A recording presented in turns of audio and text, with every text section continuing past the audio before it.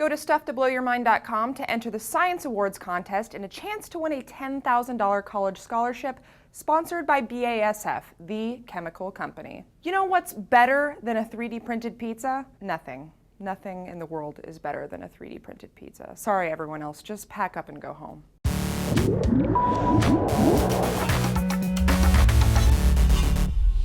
Hey guys, Tara here for DNews with a story that is sure to warm the cockles of even the coldest, deadest heart. I don't know if that's a word, but I just said it, so now it is. A group of engineering students from an Illinois high school used a 3D printer to make a prosthetic hand for a 9-year-old girl who was born without fingers on her left hand. A regular prosthetic hand costs up to $50,000, which is an insane amount of money, so instead the girl's father approached the school asking for help. Students found a 3D printout online that can be used to create fingers, and then they pieced the hand together, adding flexible cords that allow it to bend and grab things. The girl now has a brand new functioning hand, and the total cost? $5.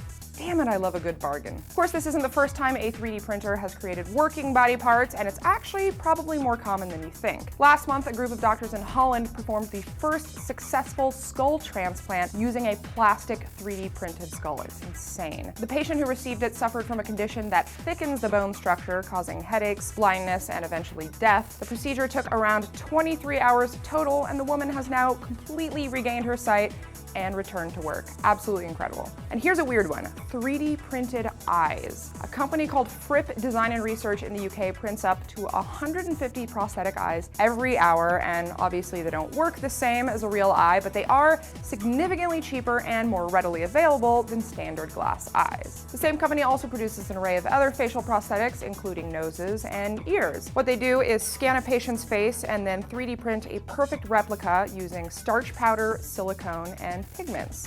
Not only is it cheaper than leading prosthetics, it's more patient-friendly because it doesn't require a very invasive facial mold to create. Very cool. The Wake Forest Institute for Regenerative Medicine is another place that's leading the way in 3D prosthetics. They recently created a bioprinted kidney by depositing kidney cells cultivated from a biopsy into a biodegradable shell. The kidney is then incubated for a few months and then transplanted into a patient, so as the functional tissue inside grows, the shell outside slowly degrades. Wake Forest has also paved the way for synthetic skin grafts, and they are currently developing a printer that could print skin straight onto the wounds of burn victims. First, they use a scanner to determine the size and depth of the wound, and then they use an ink made of enzymes and collagen and layer that in between tissue and skin cells the same way it would be layered in healthy skin. They say their goal is to have portable skin graft machines ready within 5 years so they can use it on soldiers who have been burned in war. It may be another decade or so until we see 3D printed kidneys or other major internal organs put into humans, but let me reiterate just how incredible the potential for this is. Transplant waiting lists would be a thing of the past. Lose your arm in a boating accident? It's cool, bro, I'll just print another one. And better than any of that, it brings us one step closer to being cyborgs. If you can think of any use for 3D printers that is cooler than things I just listed, I want to know about them. Leave your comments down below, and for more episodes of DNews, subscribe here.